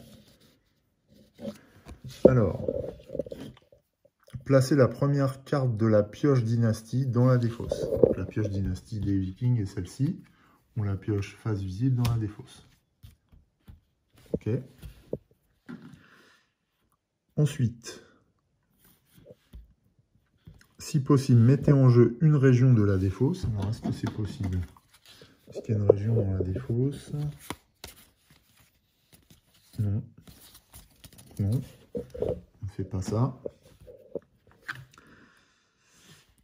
Et enfin, archiver cette carte dans l'histoire. Donc, on ne retrouvera plus Khanat. Et par la même occasion, les Vikings engrangent 5 points de victoire. Hein, 5 points étant la valeur des cartes avec l'étoile. Donc, on met cette carte sous la carte puissance. Et elle n'est plus en jeu. Voilà pour la deuxième action. La troisième plutôt. Dernière action pour ce tour des Vikings. C'est Éric le Rouge. Donc là, de nouveau, une carte avec une hache. Si possible, dépenser 3 matériaux. Ils n'en ont que 2. Pour acquérir une carte tradition. Sinon, placer les 2 premières cartes du deck Civ dans la défausse. Et gagner un matériau et une civilisation. Donc là, ils ne peuvent pas défausser. Hein, la cive ne défausse que lors de la phase nettoyage. Enfin, ne reconstitue son deck plutôt que lors de la phase nettoyage. Donc là, il n'y a pas de défausse. En revanche, elle va gagner un point de matériaux et un point de population. Voilà. Avec le rouge étant un conquérant, héros de la civilisation viking. Voilà. Il n'y a rien d'autre. Et donc, on remet avec le rouge dans la défausse. Il n'y a plus d'action disponible pour les vikings. On passe à la phase nettoyage. Phase nettoyage. Premièrement, les vikings récupèrent leurs dés. Ils bloquent les montagnes. Du coup, là, toutes les cartes sont protégées de l'exil. Et la carte placée sous le slot 5 glisse jusqu'au slot numéro 1. Et les vikings vont compléter leur main. Sauf qu'ici, il n'y a rien. Donc, puisqu'il n'y a pas de pioche, on va prendre une carte dynastie, la mettre dans la défausse, remélanger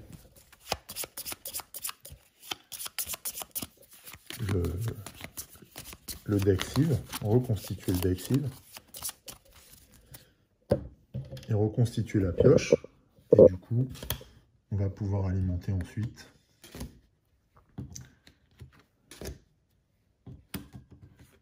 la main des vikings.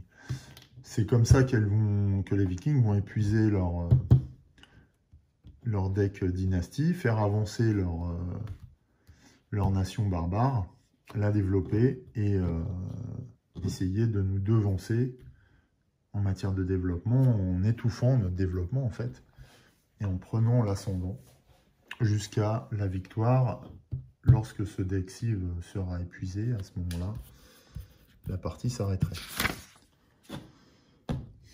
Voilà. C'est la fin du tour des vikings. Donc on passe à la phase solstice. Cette fois, on a un effet solstice ici. Au solstice, gagner 2 matériaux. Voilà. Grâce au service militaire, hein, on fait des routes, par exemple. On fabrique des choses grâce à la conscription. Qu'est-ce qu'on a d'autre comme effet solstice? Mais c'est tout, je pense. C'est tout. Donc l'effet solstice est terminé. Je remets la carte ici, aide-mémoire. Et on va pouvoir passer à la 3e manche. Voilà. Vous voyez, déjà, c'est beaucoup plus fluide. Donc, eh bien, on continue. On va voir ce qu'on peut faire avec notre main de carte. Alors, au niveau de l'état des lieux, on a toujours 2 régions activées. Le service civil, qui augmente la taille de notre main. On a combien de cartes? 1, 2, 3, 4, 5, 6. Ouais, donc c'est bon. Et donc, qu'est-ce qu'on a en main? On a Cléto, qui nous permettent d'acquérir, pour l'instant, une carte.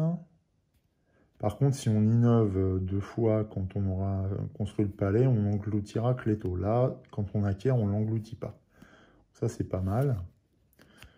On peut aussi faire une prospérité pour choisir de gagner population ou matériaux. Alors, qu'est-ce qui nous servirait le plus? Quand on va jouer, quand on va reconstituer notre main, là, on pourra envisager quelque chose. Attention pourtant, parce que la pioche développement est pour le moment épuisée. Il y a un jeton d'épuisement dessus, mais ce que je voudrais anticiper, c'est ce qu'on a à utiliser. Donc il nous faut 2 points de progrès. Il nous faut population et matériaux. Pour les Témesquirs, il faut 2 populations. Immense richesse. Réduisez les coûts de développement de 2 matériaux. Quand vous renvoyez une carte, épuisez immense richesse pour gagner 3. Ah, c'est pas mal ça.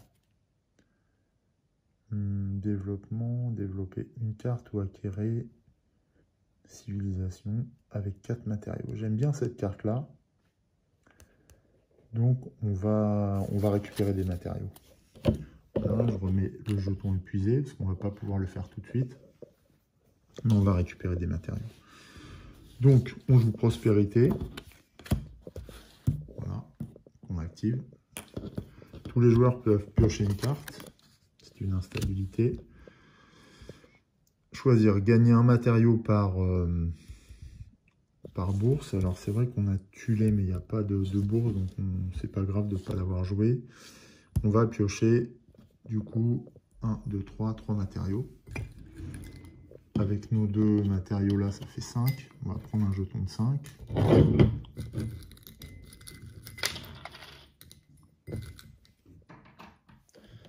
Donc voilà le jeton 5 matériaux.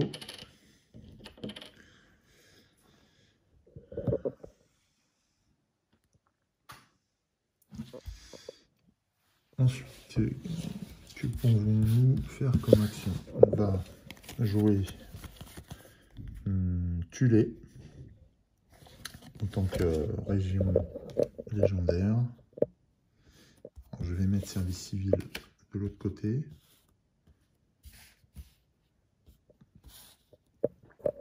Donc, Tulé nous permet de gagner une pop. Non, ça c'est 5. Voilà. Exiler une carte du marché, on ne peut pas. Elles sont toutes protégées. Et on peut réserver une carte. On ne va pas le faire puisque derrière, j'envisage de jouer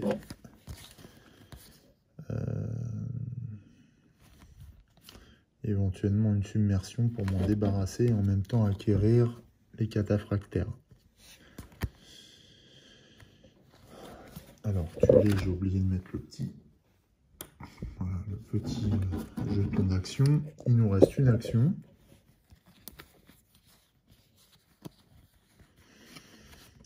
On va jouer une submersion pour récupérer les cataphractaires. Alors, engloutissez cette submersion et une région en jeu pour acquérir dans tous ces domaines-là. Moi, je voudrais acquérir cataphractaire avec son point de progrès dessus. Donc, on va utiliser un jeton d'action. On va engloutir Tulé, simplement parce que les autres comportent des symboles qui nous aident à récupérer des matériaux. Donc, Tulé va être englouti. Voilà.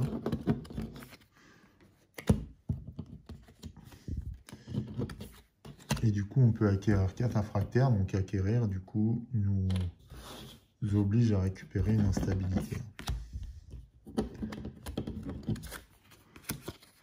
Voilà.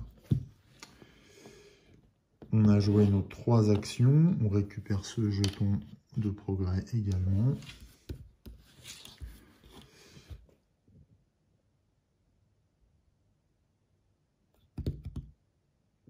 On va jouer l'effet épuisé. Ah ben non, c'est pas la peine, on n'a pas de défausse. Donc on ne va pas jouer l'effet épuisé des Atlantes pour ce tour. Voilà, notre tour s'achève comme ça. On a tout ça en main. On va passer à la phase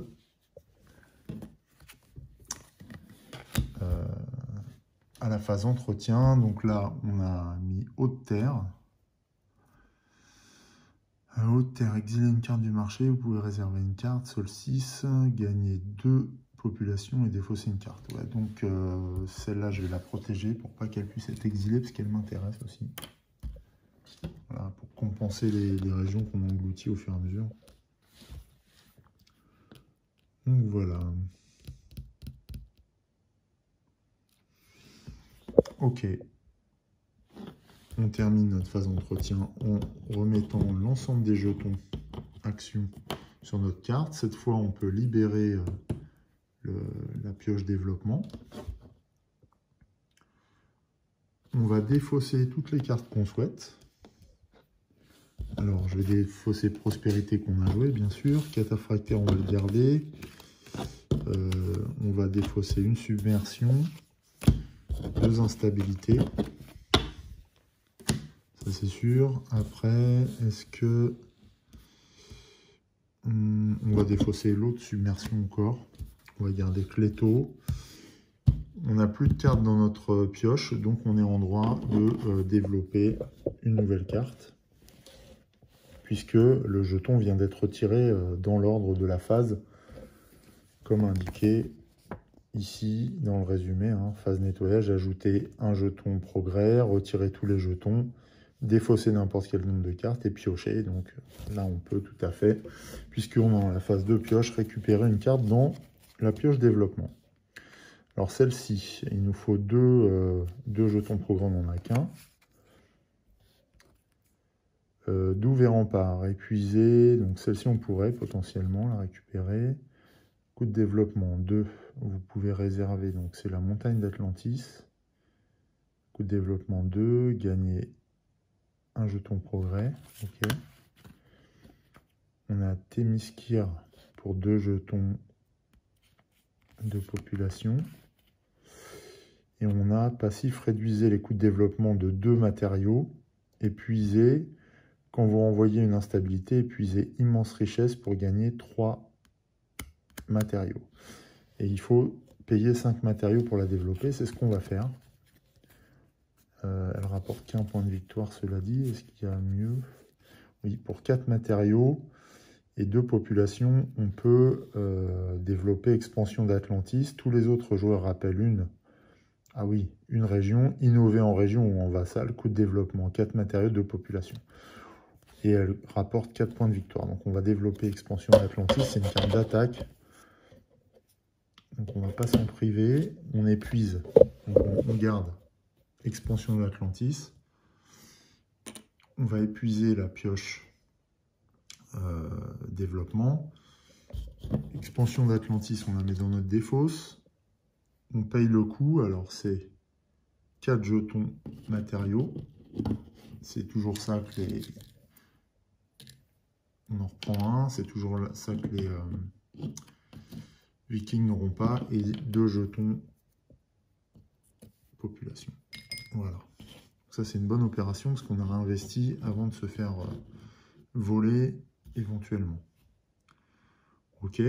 Donc, on a toujours 2 cartes en main. Notre limite de main étant 6. On va reconstituer notre pioche.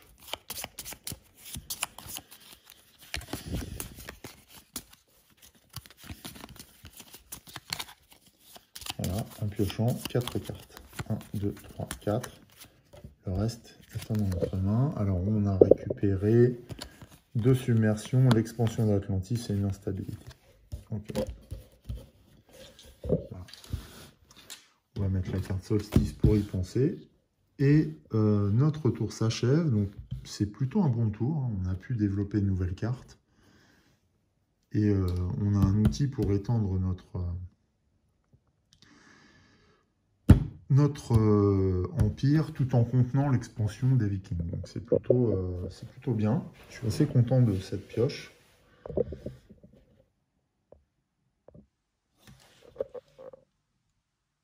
Maintenant, c'est aux Vikings d'agir. Alors, on jette le dé. Ils obtiennent un 5. Donc encore 4 actions pour les Vikings. Première action, c'est gloire. Alors gloire, c'est une action particulière. Hein. Voilà. Dans le tableau, on voit que celle-ci fait l'objet d'un paragraphe particulier. Si possible, abandonner 3 régions. Les Vikings ne sont étendus qu'en Scandinavie pour l'instant. Donc voilà, pour piocher une carte renommée. Ce n'est pas possible pour l'instant. Sinon, placer la première carte du deck Civ dans la défausse et voler 2 matériaux. Première carte du deck Civ dans la défausse. Et ils vont nous voler. Alors là, c'est pas 2 qu'on a, c'est 1. Donc ils nous en volent qu'un. On limite les pertes en ayant anticipé et dépensé nos ressources. Gloire et défaussé. Ensuite, vous voyez une action puissante. Roulons le marcheur. C'est une carte de type H. On regarde. Si possible, dépenser 3 matériaux pour acquérir une carte tradition. Là, les Vikings ont accumulé pas mal de richesses. Donc 3 matériaux défaussés pour acquérir une carte tradition. C'est ça. Voilà. Il n'y a qu'une carte tradition dans le marché. C'est code juridique. Donc, pas de question à se poser. Il récupère le jeton progrès ainsi que code juridique et son instabilité qu'on met sur la pioche. Sinon, placer de première carte, non. Et défausser et gagner non plus. Donc ça, c'était l'alternative, mais ça n'aura pas lieu. Relon marchera défaussé. Ensuite, action numéro 3. C'est Godja. Une carte H. Donc c'est la même chose. Si possible, dépenser 3. Les Vikings n'ont plus qu'un en matériaux. Donc non. Sinon, placer les 2 premières cartes du deck Civ dans la défausse et gagner un matériau et une population. Donc là, les 2 cartes qu'on vient d'acquérir vont dans la défausse.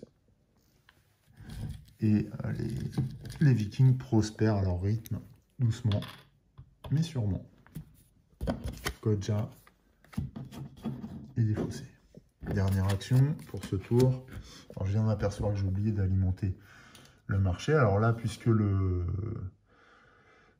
la carte manquante est sous la pioche tradition, je pioche évidemment dans la pioche tradition et c'est cité. Cité étant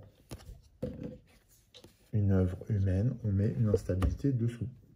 Alors vous voyez que les cartes peuvent comporter un double icône. Donc ils peuvent être acquises. Elles peuvent être acquises par les Vikings aussi bien que par les Atlantes dans le cas présent. Ensuite, progrès. Alors, progrès, ce n'est pas une carte disposant d'une rubrique spécifique pour les Vikings. Pourtant, progrès dans d'autres civilisations fait l'objet d'un paragraphe défini, mais pas là. Donc là, on regarde l'autre symbole. Donc, si possible, dépenser 3 pour acquérir une carte tradition. Les Vikings ont 2 là en matériaux, donc ce ne sera pas possible. Sinon, défausser les 2 premières cartes du deck Civ et gagner un matériau et une population. Donc 2 cartes du deck Civ défaussées et gagne de nouveau des ressources. Voilà. Donc quand les Vikings ne sont pas en train de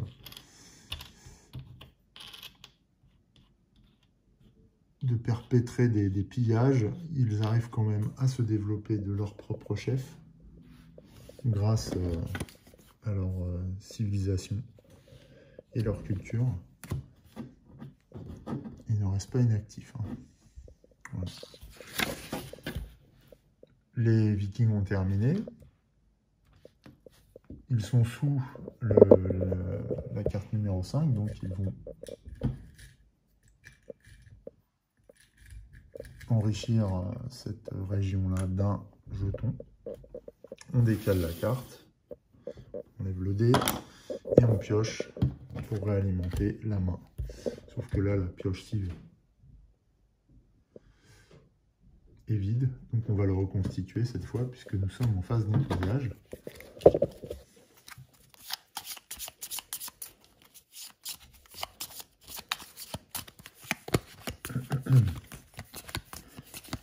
Et on complète ainsi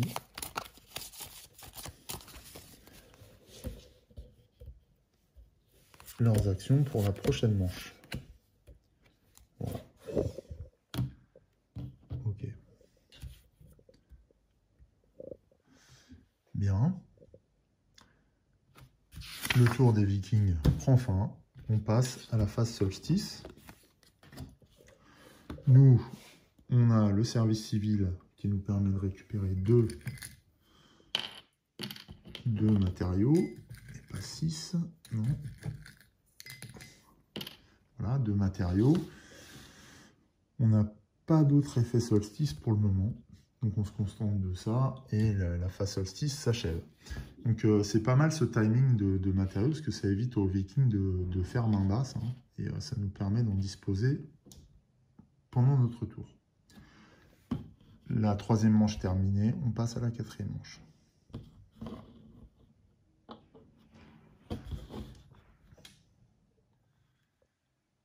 Alors, 4e manche, et ce sera la dernière de cet épisode, je pense. Tiens, je préfère, maintenant qu'on a bien posé le fonctionnement du jeu, mettre un terme à cet épisode et puis vous proposer un épisode de conclusion la prochaine fois. Donc là, en tout cas, on va jouer des cartes qui me semblent intéressantes, des cartes d'attaque notamment, qui vont nous permettre quelque part de prendre un peu notre revanche sur les Vikings. Alors, on a expansion d'Atlantis. Tous les autres joueurs rappellent une région, innover en région ou en vassal. Alors nous, innover en vassal, ça nous intéresse uniquement pour les points, mais on ne pourra jamais jouer les Étrusques. Alors on peut la réserver pour éviter que, eh bien, que les Vikings s'en emparent. Maintenant, si on pioche cette carte, ça se trouve une carte plus forte viendra la remplacer. Sinon, on peut innover en région pour étendre notre territoire. Et là, si on prend cette région, c'est exiler une carte, vous pouvez réserver une carte et gagner 2 populations à la face solstice et défausser une carte. Sinon, on a montagne avec 2 jetons de progrès dessus qui nous permet de gagner 2 matériaux. Exiler une carte du marché, vous pouvez réserver une carte. Ouais, donc on a le choix là. Alors qu'est-ce qu'on a d'autre? Parce que si on innove là en vassal, mettons, est-ce qu'on peut acquérir une région? Ouais, derrière, on peut jouer cataphractaire pour nous étendre, ce qui nous ferait coup double. Donc enlever les Étrusques, récupérer une région, ouais, ce serait bien. Et en plus, on peut encore derrière acquérir encore une carte grâce à Cleito. Donc on ne va pas trop se poser de questions. Tous les autres joueurs rappellent une région. On va jouer expansion d'Atlantis. On dépense un point d'action. Voilà. Donc tous les autres joueurs rappellent une carte. Alors quand on rappelle une carte, on la remet dans sa pioche ou dans sa main quand il s'agit du joueur humain. Pour la cive, pour les Vikings, c'est dans leur pioche, dans leur deck cive. Innover en région ou en vassal, nous on va récupérer les Étrusques ainsi que le jeton progrès qu'il y a dessus. Puisqu'on innove, on ne prend pas la carte instabilité. On met cette carte Étrusque dans notre main, sachant qu'on ne pourra pas utiliser parce que c'était une carte avec le statut barbare, donc on la récupère pour sa valeur uniquement. Et pour que l'IA ne la prenne pas. On va défausser l'instabilité, la remettre dans sa pioche, et on va réalimenter. Et là, ce sont les Carthaginois. Alors, les Carthaginois sont une carte d'attaque. Gagnez 2 matériaux et piochez une carte. Donnez à chaque autre joueur une carte de votre main ou de votre défausse. Donc c'est une carte d'attaque. Elle est intéressante aussi, puisqu'il s'agit de vassaux. On remet une carte instabilité. Et du coup, cette carte est plus forte pour l'IA. Elle lui rapporterait 5 points. Donc elle m'intéresse potentiellement. On peut acquérir les Carthaginois grâce à cataphractaire. C'est ce qu'on va faire. On peut... Chaque autre joueur abandonne une région. Les Vikings n'ont plus de région dans leur jeu là pour l'instant. Vous pouvez acquérir une région ou un vassal. On va récupérer les Carthaginois avec leur carte instabilité, bien sûr. Vous pouvez réserver cataphractaire sous une région pour déclencher l'effet de cette dernière. Alors, est-ce que ça nous intéresse là? Donc, on pourrait tout à fait le faire pour Hespéride, pour récupérer, déclencher tous ces effets. Alors, ce qu'on va faire, c'est qu'on va réalimenter le marché, voir si ça nous intéresse d'exiler une carte. Éducation, ouais. Alors, c'est un facteur humain. C'est que le savoir est source de rébellion, donc il y a une instabilité derrière. Après, ce serait une carte à récupérer aussi pour nous. Donc cataphractaire, je vais mettre un jeton action puisque j'ai joué cette carte. Et là, on a Carthaginois qu'on peut tout à fait jouer. Alors, puisqu'on a Carthaginois et qu'on peut les jouer puisqu'il n'y a pas de carte barbare dessus, on va la jouer directement avec un jeton action. On va gagner 2 matériaux. Et donner à chaque autre joueur une carte de votre main ou de votre défaut. Et dans notre main, on a 2 instabilités. Donc on va en faire cadeau d'une aux Vikings. On va leur renvoyer leur instabilité. Alors quand on donne une carte, je vais vérifier dans le manuel. Donner, je pense que c'est dans la pioche. Alors, en fait, tous les termes sont définis dans le manuel, même si ils comportent pas mal d'erreurs. Ça, c'est une réalité. Alors, donner. Donner.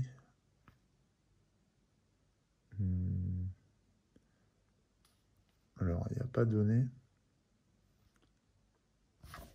Comme on s'est dit, votre main ou de votre défausse.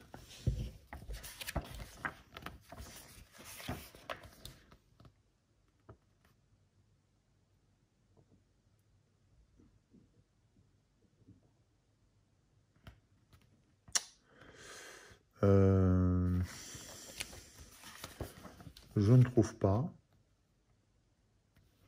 Donner.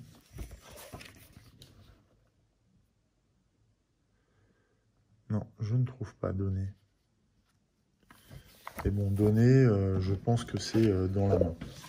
Donc on va la mettre sur la pioche, hein, comme si c'était une carte acquise, c'est pas dans la défausse en général. Donc voilà. Donc là, on a fait nos 3 actions. Est-ce qu'on a un effet exilé qu'on peut utiliser? Je ne pense pas. Un effet épuisé? Non. Donc voilà. On voit que là, on a changé un petit peu de philosophie au niveau des Atlantes, puisqu'on a prodigué 3 attaques qui ont heurté de plein fouet les Vikings. On a repoussé leur civilisation de la Scandinavie. On a créé de l'instabilité chez eux et on les a forcés à abandonner une région, donc c'est pas mal. Voilà pour notre tour. On passe à la phase nettoyage. Est-ce qu'il y a une carte qu'on veut protéger? Pas vraiment. Je vais plutôt mettre un jeton. On va mettre un jeton sur les hautes terres. Pourquoi? Parce que comme ça, sur cette région, il y aura 2 jetons progrès, ainsi que sur les montagnes. Donc, l'IA hésitera et aura tendance à prendre haute terre. Bon, c'est pas très grave. À moins que je préfère haute terre. Ah oui, je préfère haute terre en fait, parce que c'est un effet solstice. Donc on va mettre sur montagne. Comme ça, il aura tendance à récupérer montagne et à exiler, si nécessaire, éducation et cité. Ou cité. On verra. Donc maintenant qu'on a fait ça, on récupère tous nos jetons action, ainsi que les jetons épuisement. Et on va défausser les cartes jouées, ainsi que un nombre de cartes qui nous arrange. Alors, on va défausser étrusque, instabilité, submersion, et on va garder que Cléto. Voilà. Alors, est-ce qu'on défausse étrusque? Parce que j'aimerais bien le réserver dans une région. Est-ce que j'ai des régions en défausse? Non. Non, mais là, je vais avoir le droit de piocher dans mon développement, donc peut-être que je vais prendre une région. Je vais garder les étrusques pour pouvoir la mettre en réserve. Et je défausse le reste. Voilà. Ensuite, je reconstitue ma main, donc une main de 6. Donc là, il y a 2 cartes, 2 et 2, 4. J'ai le droit d'aller chercher encore 2 cartes. Puisque ma pioche est vide, j'ai le droit de développer une carte. Alors, culture évoluée, je ne peux pas parce qu'il faut 5 matériaux. Or, j'en ai 4. On le voit là-bas. Ouais.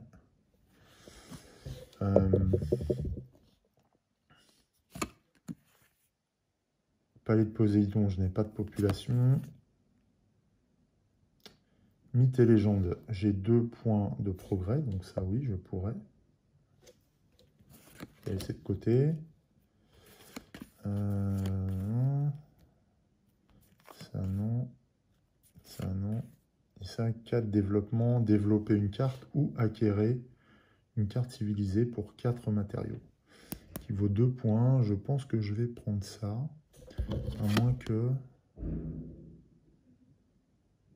vous utilisez une carte en jeu. Alors ça, c'est pas mal parce que une carte région en jeu, c'est pas mal parce qu'on a de quoi acquérir des cartes région. On en a pas mal maintenant. Donc ça combote bien pour récupérer des cartes renommées. Donc on va récupérer pour 2. Ouais. Faut que je fasse attention au timing quand même. Donc là j'hésite entre ces deux-là. Acquérir pour 2, potentiellement je me fais voler 4 matériaux, ce qui me déplaît. Parce que là, les héros vikings vont revenir puisqu'on a reconstitué la pioche. Donc non, je vais faire développement. Et en plus, de toute façon, développer une carte, ça nous permet de récupérer des cartes dans ce deck-là. Donc potentiellement, ça me permettra de récupérer rapidement Mythes et Légendes. Donc je vais défausser 4 matériaux tout de suite. Voilà. Et je vais mettre développement dans ma défausse. Du coup, j'épuise ma zone de développement, hein, comme toujours. Je remélange. Donc, en fait, les Atlantes, là, développent leur empire. À chaque tour, donc c'est plutôt pas mal. Alors attention à ce timing, parce qu'il va falloir se débarrasser des instabilités, hein, notamment, et quand même récupérer des points. C'est pour ça qu'au prochain développement, je vais prendre Mythes et Légendes. Non, je me suis trompé. Là, je reprends 2 cartes. Alors, j'ai récupéré les Carthaginois, donc c'est bien, et une submersion. Voilà, notre main de cartes est reconstituée. C'est la fin de notre tour. On va mettre la carte solstice dessus pour y penser. C'est au Viking de jouer. Alors, on lance le dé. 3. Donc, 4 actions de nouveau pour les Vikings. Première action, c'est Halsing. C'est une carte d'attaque. Alors, une carte d'attaque, en effet, ce sont les premiers volets 2 matériaux. Et bien, on a bien fait de les dépenser si possible, donc non. Dépenser une population pour acquérir un vassal ou région. Ils ont largement de quoi faire. Donc dépenser une population. Voilà. Pour acquérir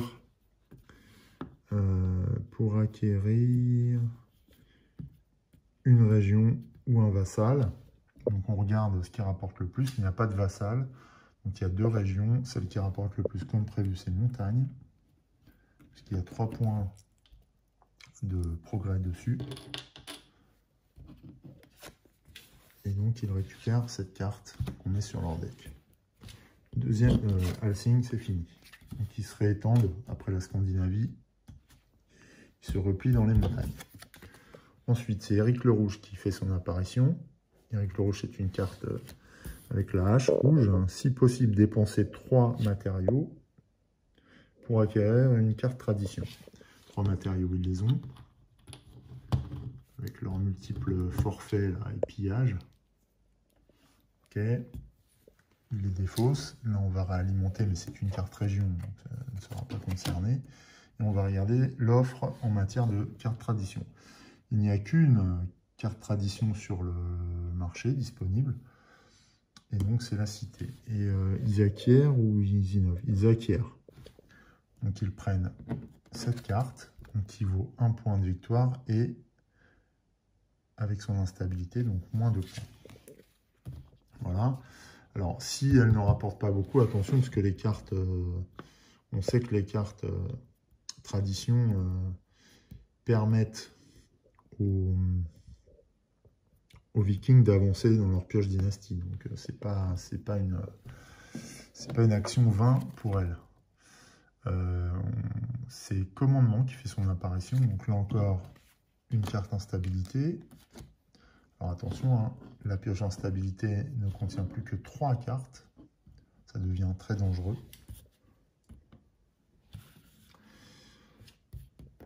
Et on poursuit, après Éric le Rouge, on poursuit l'action des Vikings avec Joms Viking. Une nouvelle carte d'attaque. Donc là, si possible, voler 2 matériaux, toujours pas. Si possible, dépenser une population, oui, ça c'est possible. Pour acquérir vassal ou région. Alors, vassal ou région. Donc là, il y a 2 régions. Bon, bah, tant pis, j'ai essayé, mais celle qui rapporte le plus, c'est celle avec le jeton progrès. Donc, il récupère les hautes terres. Ça ne m'arrange pas. On pioche une nouvelle carte ici, et c'est un vassal, les Macédoniens. Donc, une nouvelle carte instabilité. Ici, avec une forte valeur. Voilà. J'aimerais bien la récupérer parce que cette carte rapporte 1 point de victoire pour 4 régions en fin de partie.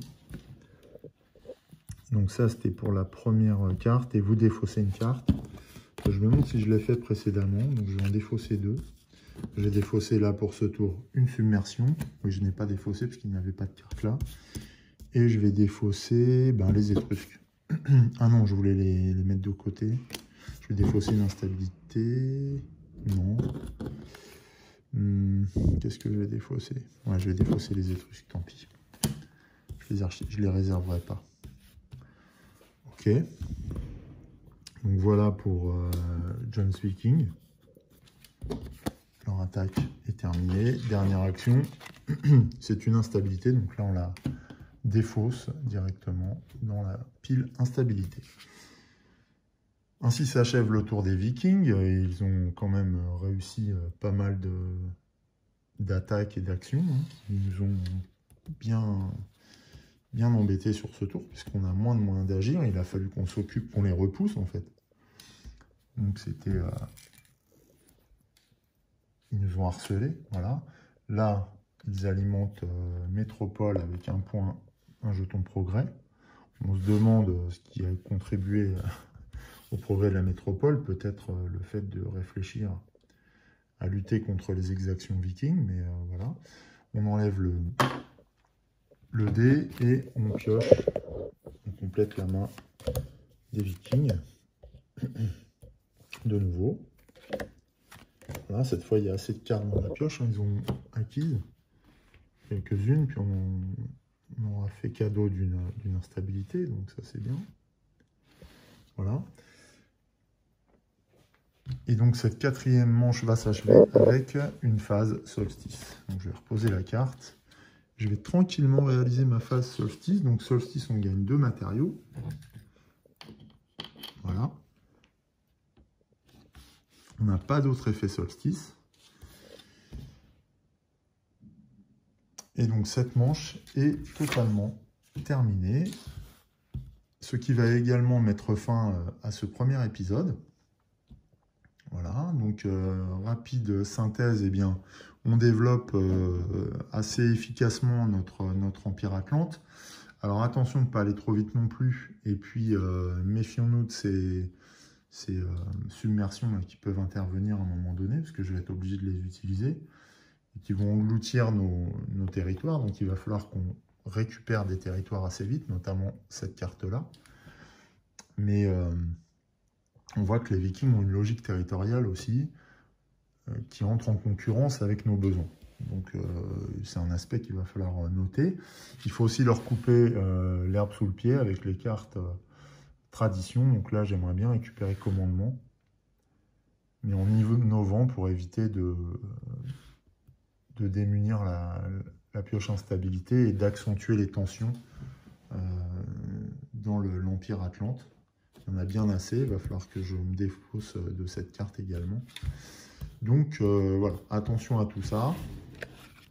On a pas mal de paramètres, on voit que la stratégie commence à se dessiner. Et donc, eh bien, nous verrons tout ça lors du prochain épisode. En attendant, je vais vous souhaiter une belle fin de journée. Je vous dis à très bientôt sur Alex Studio Jeux de Plateau pour la suite de notre partie d'Imperium. Portez-vous bien. Salut!